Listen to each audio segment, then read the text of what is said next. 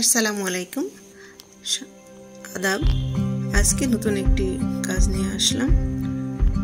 কিভাবে টেক্সট এবং নাম্বারের মাধ্যমে বিভিন্ন রকম সঙ্গে আইকন তৈরি করা যায়, সিম্বল তৈরি করা যায়।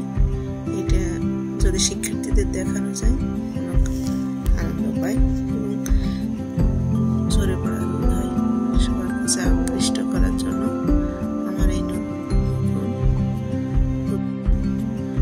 উদ্যোগ আমি গ্রহণ করি। নতুন নতুন কাজ শিক্ষার্থীদের দেখায়। শিক্ষার্থীরা অনুপস্থিত যারা আগে হতো এখন সবাই উপস্থিত হয়। আপনারাও যদি চান